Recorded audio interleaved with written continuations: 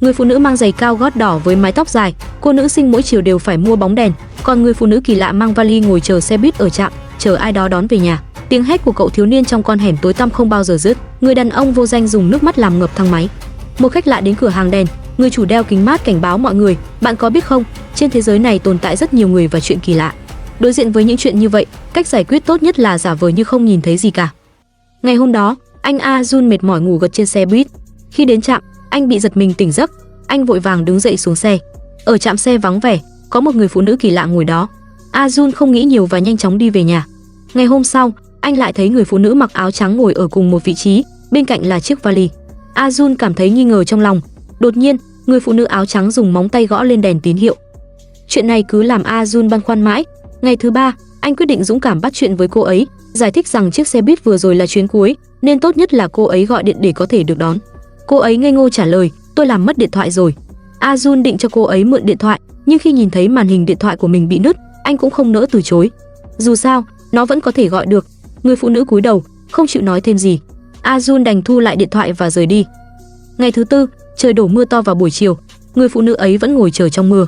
A Jun nghĩ rằng mình đã gặp cô ấy suốt 4 ngày liên tiếp và cũng đã nói chuyện rồi, không thể cứ để cô ấy bị ướt. Anh quyết định đưa dù cho cô ấy, rồi tự mình chạy về nhà. Không ngờ, người phụ nữ khi nghe anh nói nhà gần đây liền muốn đi cùng anh về nhà. Nói xong, cô ấy kéo vali bước đi trước.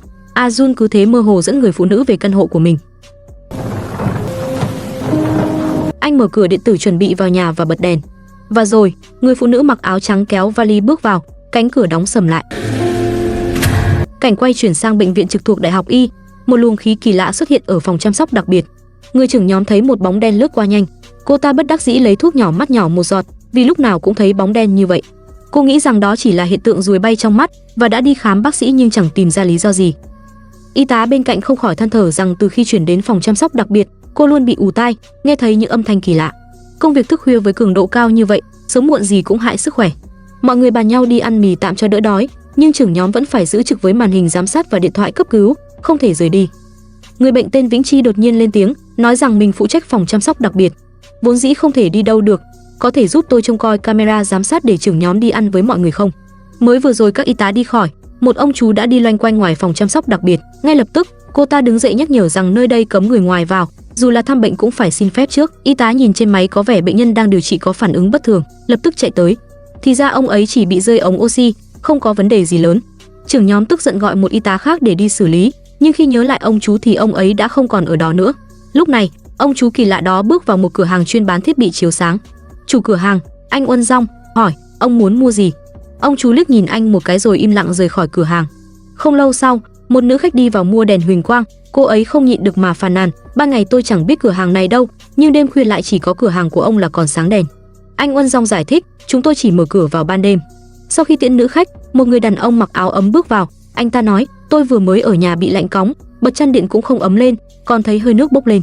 Mà ngoài đường, có con chó cứ sủa mãi. Anh ta đi ra ngoài, nhìn thấy cửa hàng phát ra ánh sáng ấm áp, bèn không kiềm chế được mà bước vào. Người đàn ông có mái tóc ngắn lúng túng rút tay lại và hỏi anh Uân Dong có thấy con chó nào không?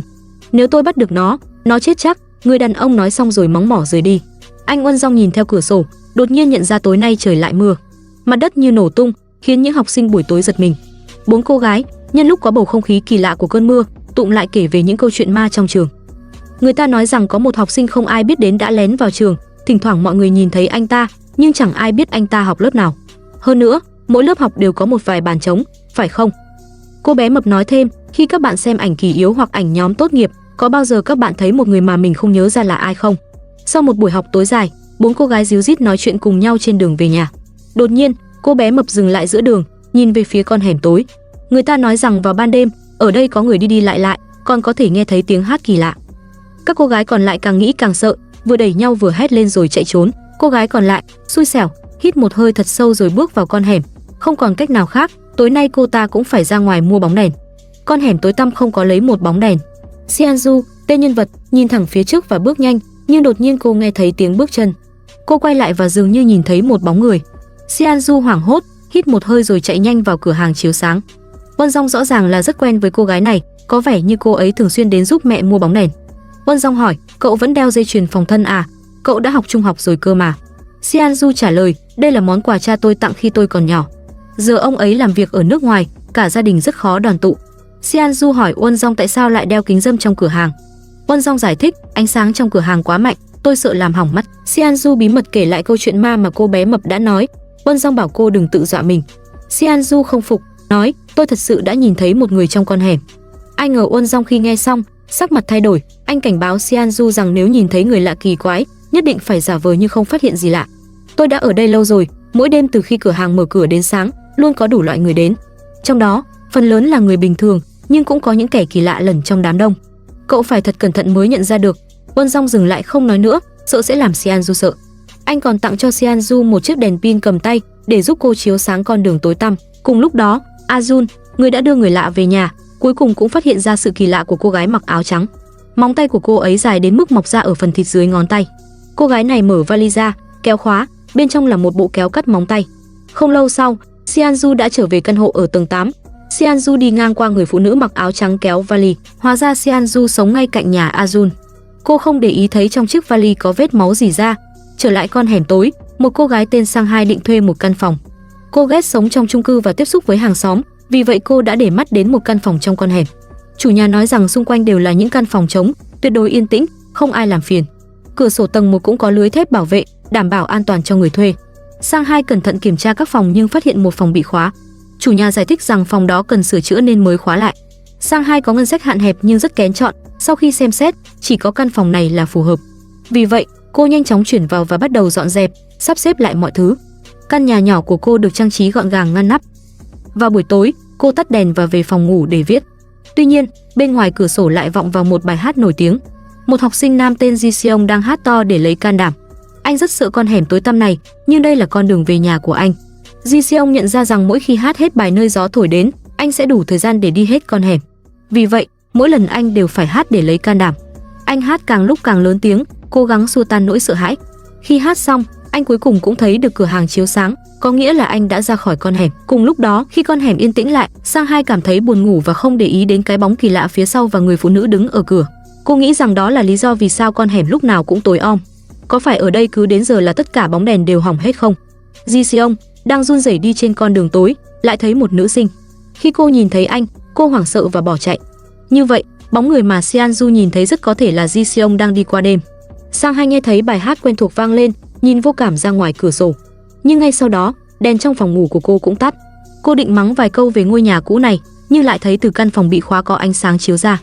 Lúc này, hơi thở của Sang Hai trở nên nặng nề. Cô cẩn thận tiến lại gần, nắm lấy cánh cửa và bất ngờ phát hiện ra rằng cánh cửa rất dễ dàng mở ra. Bên trong chỉ có một bóng đèn rất sáng. Không biết Ji Seong đã nhìn thấy gì từ góc độ của anh ta, anh sợ hãi đến mức vội vã bỏ chạy, miệng vẫn không quên hát. Ở một bên khác, buổi học buổi tối của trường nữ sinh đã kết thúc. Mọi người vội vã rời khỏi lớp học, nhưng bạn cùng bàn của Xianju là Jui Sang vẫn còn ngủ. Cô thử gọi bạn dậy, nhưng Jui Sang cứ đòi ngủ thêm 10 phút nữa. Vì không gọi dậy được, Xianju quyết định rời đi. Tối nay cô lại phải đi qua con hẻm đáng sợ đó. Không ngờ, khi đi được nửa đường, cô thấy một người phụ nữ. Xianju bật đèn pin, chiếu sáng đôi giày cao gót màu đỏ và mái tóc dài màu đen của người đó. Cô tiến lại gần và giơ ô che cho người phụ nữ. Cô nghĩ rằng có ai đó cùng đi qua con hẻm cũng tốt. Không ngờ, mái tóc đen của người phụ nữ đột ngột rơi xuống một cách nhanh chóng. Xianju nhớ lại lời cảnh báo của Uân Dong, cố gắng bỏ qua những điều kỳ lạ này. Nhưng ngay giây tiếp theo, mắt cá chân của người phụ nữ tóc dài bị lệch, như sợi mì gập gãy. Xianju cố gắng giữ bình tĩnh, nói rằng mẹ cô gọi cô về ăn cơm, cô phải đi trước.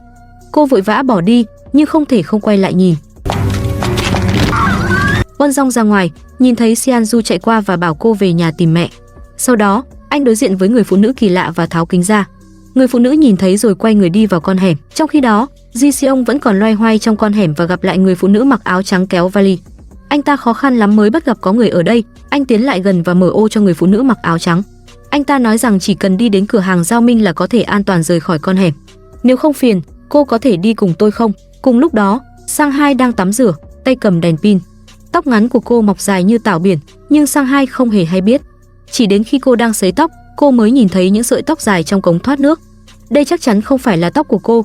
Sang Hai lo lắng cầm đèn pin kiểm tra trong phòng. Cánh cửa phòng tắm đột ngột đóng sầm lại sau lưng cô và bóng đèn trong phòng kho lại sáng lên lần nữa. Ji Seong tình cờ đi qua trước cửa nhà Sang Hai, không thể không nói với người phụ nữ mặc áo trắng rằng con hẻm này trước đây luôn rất tối, nhưng không biết từ ngày nào, nhà này lúc nào cũng sáng đèn. Hôm đó, Một cô gái tóc ngắn bất ngờ mở cửa sổ và nói chuyện với tôi. Sau lưng cô ấy có một người phụ nữ rất cao đứng đó. Không có gì lạ khi Ji Seong phải bỏ chạy hôm đó. Lúc này, Sang Hai nhìn vào gương và cuối cùng nhìn thấy người phụ nữ kỳ lạ. Hóa ra trong nhà này luôn có một người lạ. Người phụ nữ mặc áo trắng nhất quyết muốn xông vào và hỏi hai người phụ nữ có biết nhau không. Ji Seong định giữ cô lại, nhưng lại thấy cô ta có móng tay ngược. Ji Seong nhìn theo ánh mắt của cô ta và phát hiện ra rằng chân của mình đã bị lật ngược. Không biết từ lúc nào, anh đã bị mắc kẹt trong con hẻm này và mãi mãi không thể ra ngoài. Còn Sang Hai cũng bị nhốt trong nhà và không thể rời đi. Trong đêm tối mịt mù, chỉ còn hai con người tuyệt vọng và ngọn đèn không ngừng nhấp nháy. Ở một nơi khác, Dui Sang bị đánh thức bởi tiếng sấm. Cô đang chuẩn bị thu dọn đồ đạc để rời khỏi lớp học, nhưng phát hiện một cô gái ngồi ở chỗ trống. Trong đêm mưa rông, thế giới đầy rẫy những bóng ma. Tại bệnh viện trực thuộc đại học, bác sĩ chính vẫn đang tuần tra trong phòng chăm sóc đặc biệt. Tình trạng của một bệnh nhân nữ không mấy khả quan. Bệnh viện đã làm tất cả những gì có thể, giờ chỉ còn trông cậy vào ý chí sinh tồn của cô ấy. Giường bên cạnh là một bệnh nhân bị ngộ độc rượu. Do không đủ giường trong phòng bệnh, anh ta được chuyển đến đây để điều trị. Anh ta luôn nói mê và có triệu chứng rất nghiêm trọng của bệnh thần kinh. Bác sĩ lo lắng rằng tình trạng này sẽ ảnh hưởng đến những bệnh nhân khác, yêu cầu trưởng nhóm nhanh chóng dọn giường cho anh ta. Sau khi hoàn tất, bác sĩ đi gặp người nhà của bệnh nhân nữ. Gia đình khó lòng chấp nhận sự thật, không kiềm chế được, họ khóc nức nở. Y tá Yeong-ji, dù đã làm y tá lâu năm, nhưng vẫn không thể chịu nổi cảnh tượng này. Cô trốn vào nhà vệ sinh để tránh cảm xúc lẫn lộn. Tuy nhiên, không ngờ người nhà bệnh nhân lại đuổi theo, hỏi rằng các bác sĩ luôn nói rằng bệnh nhân có thể sống hay không là do ý chí sinh tồn của bệnh nhân. Nhưng một bệnh nhân không có ý thức thì làm sao có thể có ý chí? Yeong-ji là lần đầu tiên gặp phải tình huống này, chỉ có thể an ủi người nhà qua cánh cửa. Trước đây, cô cũng từng gặp tai nạn nghiêm trọng, mất ý thức. Khi đó, bác sĩ đã nói với mẹ của cô những lời tương tự. Mẹ cô chỉ có thể mỗi tối ngồi bên cạnh con gái cầu nguyện, muốn truyền đạt ý chí của mình vào cơ thể của con. Cuối cùng, cô thật sự đã vượt qua khó khăn. Vì vậy, Yeong-ji muốn nói với người nhà bệnh nhân rằng đừng bỏ cuộc hy vọng. Nhưng không ngờ, người nhà lại bắt đầu đập mạnh vào cửa. May mắn thay, bà lao công đến thay giấy vệ sinh đã ngắt lời tiếng đập cửa đáng sợ đó. Trong khi bệnh tình vẫn chưa ổn định, một nhân vật mới lại xuất hiện. Thời gian quay lại 1 tháng trước, cô gái sống một mình, Jin Gi-in, đang nằm trong phòng xem TV. Đột nhiên, cô nghe thấy tiếng mở khóa từ ngoài cửa. Cô vội vàng tắt đèn và đi ra kiểm tra, nhưng tiếng động ngoài cửa vẫn không dừng lại. Sau khi tiếng mở khóa biến mất, Jin Gi-in can đảm mở cửa để xác nhận. Cần lưu ý rằng hành lang nơi Jin Gi-in đi qua có dấu hiệu bị cháy xém và vết lửa. Cảnh quay chuyển sang một người đàn ông lạ, là một cảnh sát hình sự. Anh ta đang đuổi theo một người đàn ông đội mũ đi vào chiếc xe buýt đi tới Jiangling, sau đó yêu cầu các hành khách còn lại rời đi. Hóa ra, người đàn ông đội mũ này là một kẻ phóng hỏa.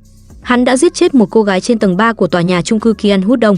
Khi cảnh sát hình sự chuẩn bị bắt giữ, người đàn ông đội mũ này đột nhiên nhìn chằm chằm về phía trước, vì anh ta thấy một cô gái vốn đã phải chết.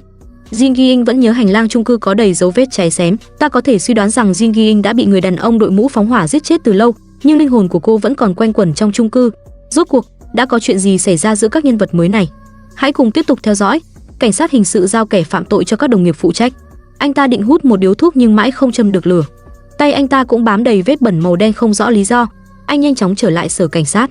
Trên bàn làm việc có một bức ảnh của một cô gái, trông khá giống với cô gái bí ẩn mà anh nhìn thấy khi tỉnh dậy trên chiếc ghế trống.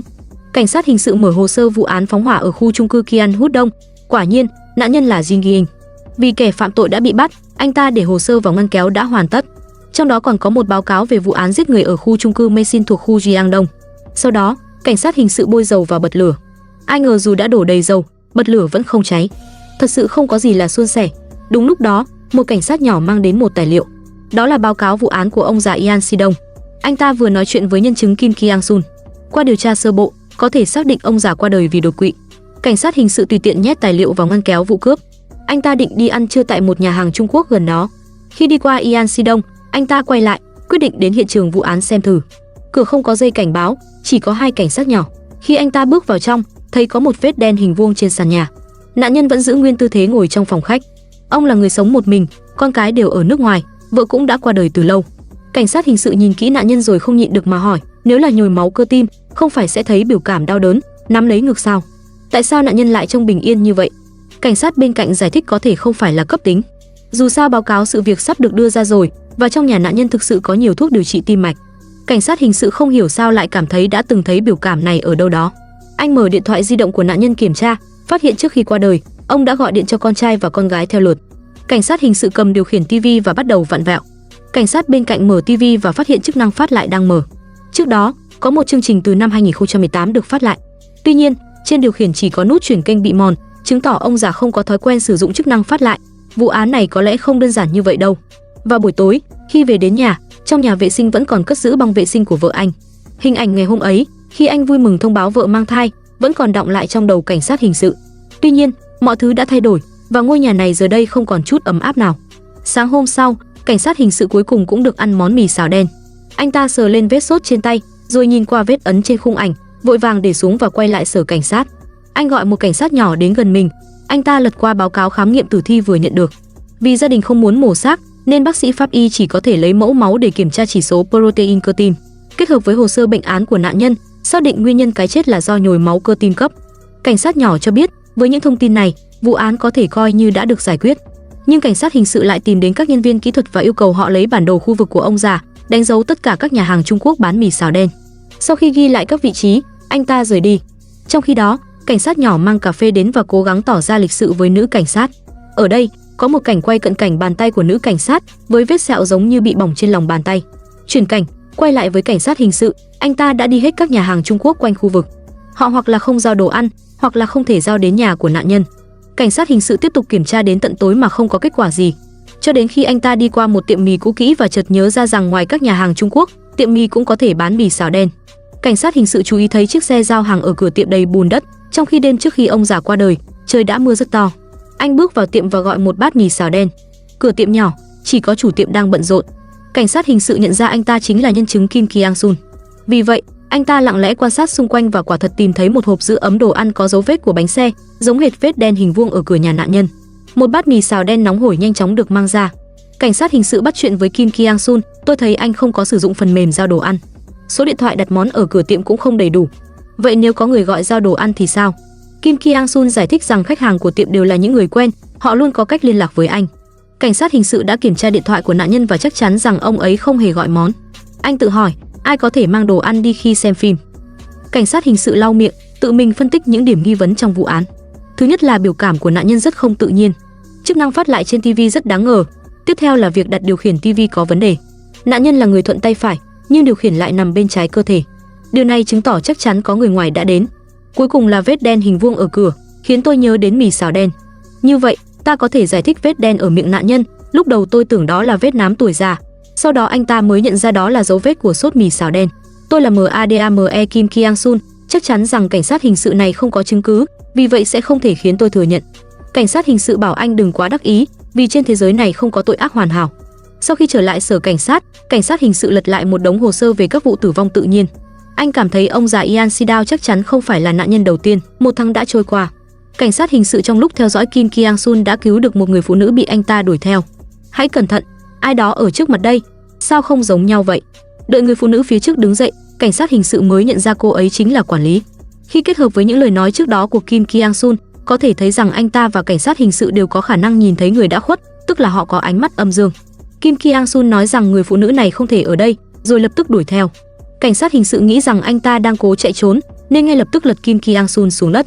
Một chiếc xe chiếu đèn đến, mắt anh ta biến thành những đốm kỳ lạ. Sau đó, cảnh sát hình sự bước vào cửa hàng chiếu sáng, nói rằng anh đã mất dấu một nghi phạm ở gần đây, rồi mô tả sơ qua đặc điểm của người này và hỏi Uân Dong có từng thấy anh ta không. Thật tình cờ, cô gái mặc áo trắng kéo vali cũng đang chuẩn bị rời đi khi nghe đến danh tính của cảnh sát hình sự. Tuy nhiên, vết máu trên sàn đã thu hút sự chú ý của cô ấy. Cảnh sát hình sự gọi cô gái mặc áo trắng lại và hỏi, cô à, cô bị thương à, ở chỗ mất ngủ đó. Cảnh sát hình sự không hỏi thêm gì, mà thay vào đó cởi áo mưa của mình ra cho cô ấy che mưa. Cô gái mặc áo trắng kéo vali đi, và vô tình gặp phải cô gái vội vã đi qua. Trong khi đó, cảnh sát hình sự trong cửa hàng chiếu sáng nhìn thấy bóng đèn nhấp nháy bên cạnh và không khỏi nghĩ đến chiếc đèn hỏng trên bàn làm việc của mình. Cửa hàng này luôn tạo cho anh cảm giác kỳ lạ. Cảnh sát hình sự tiếp tục chất vấn Uân Dong và nhấn mạnh rằng khi tội phạm tiếp xúc với ánh sáng mạnh, cơ thể họ sẽ co lại như cây tùng. Uân Dong rất điềm tĩnh, không hề chú ý đến sự bất thường của cảnh sát hình sự và gợi ý anh nên ở lại cửa hàng thêm một lúc vì ngoài trời đang mưa lớn, các cửa hàng xung quanh đã đóng cửa hết.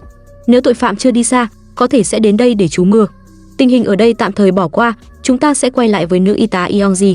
Cô lái xe đến bãi đỗ xe dưới lòng đất của bệnh viện và trên đường, cô thấy có gia đình mặc trang phục tang lễ bên ngoài nhà xác. Hóa ra, gần trung tâm cấp cứu y tế khẩn cấp còn có một nhà tang lễ. Lúc này, hai nhân viên tang lễ đang xử lý một thi thể. Vì quan tài có một vết chảy nhẹ, hai người quyết định thay đồ cho người quá cố trước, rồi sau đó sẽ đưa thi thể vào nhà xác tạm thời. Không ngờ, khi nữ trợ lý đang xử lý thi thể, người chết đột nhiên thở dài. Nhân viên tang lễ cho rằng đó là âm thanh từ lượng khí lớn trong cơ thể người chết thoát ra. Nói xong, anh ta nhét vài miếng bông trắng vào miệng thi thể để đảm bảo khí không thoát ra ngoài. Sau đó, hai người cẩn thận thay đồ cho người quá cố. Nhân viên tang lễ bảo trợ lý liên lạc với gia đình người quá cố, còn mình ở lại giúp người chết cắt móng tay. Bạn đi thông báo đi nhé. Nhân viên tang lễ dường như đã quen với tình huống này, anh ta đặt thi thể vào trong tủ và khuyên người chết đừng tiếc nuối những điều chưa hoàn thành. Bạn sẽ nhanh chóng quên hết những ký ức ở đây và cảm thấy thoải mái, an ổn. Tuy nhiên, người chết lại rất kích động, anh ta không muốn quên đi người con gái yêu dấu của mình. Cô con gái này là ai? Các bạn có thể đoán được không? Lúc này, trên bảng tên của nhân viên tang lễ ghi thông tin người chết, Trịnh Vi Hí, nữ, 52 tuổi.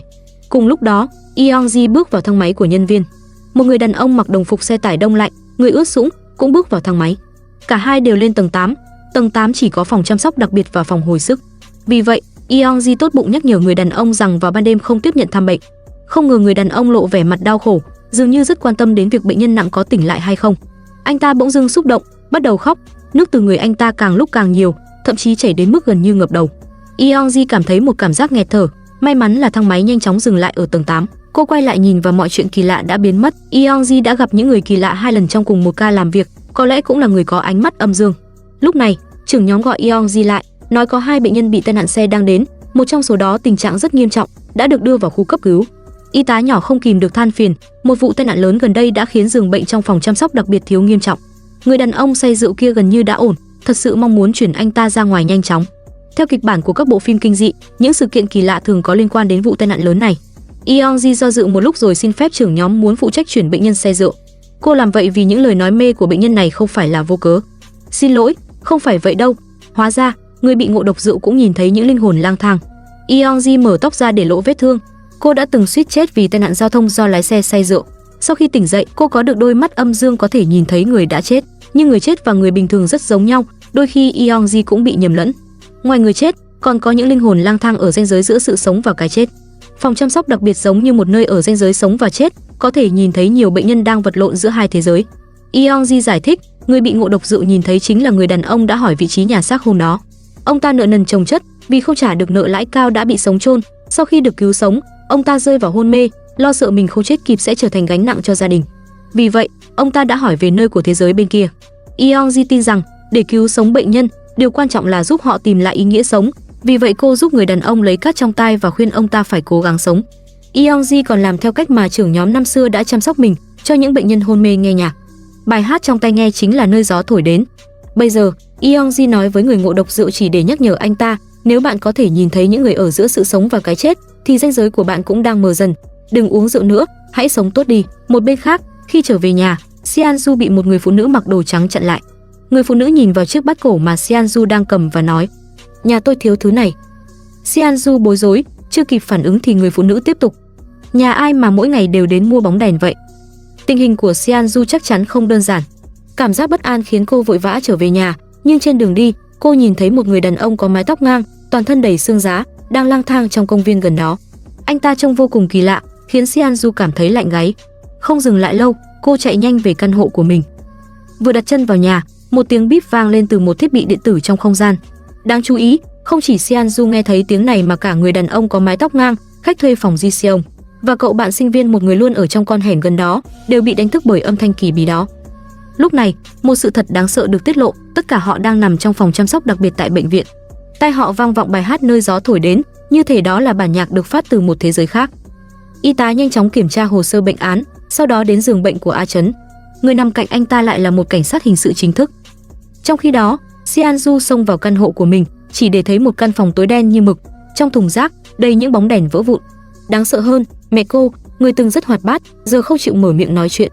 Mỗi khi bà cố gắng lên tiếng, miệng bà lại để lộ những miếng bông gòn nhét kín bên trong.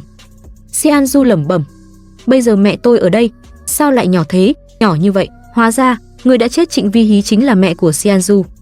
Cảnh quay chuyển tiếp, người phụ nữ mặc đồ trắng, với vẻ tò mò, nằm rình ngay qua khe cửa nhà Seanju. Câu chuyện bí ẩn của cửa hàng chiếu sáng, tập 1 đến tập 4. Tất cả các nhân vật dường như đang mắc kẹt trong một thực tại hỗn loạn, hoặc giữa sự sống và cái chết. Sự kết nối giữa các yếu tố chiếc bát cổ, bóng đèn và bài hát nơi gió thổi đến chắc chắn không phải ngẫu nhiên. Những gì đã xảy ra với Seanju, những người xung quanh cô và những bệnh nhân nặng này vẫn là một bí ẩn. Những ai tò mò về câu chuyện đầy u ám và kỳ lạ này, hãy theo dõi để đón chờ những diễn biến tiếp theo. Não Động Review cảm ơn các bạn đã quan tâm và hẹn gặp lại ở các video sau.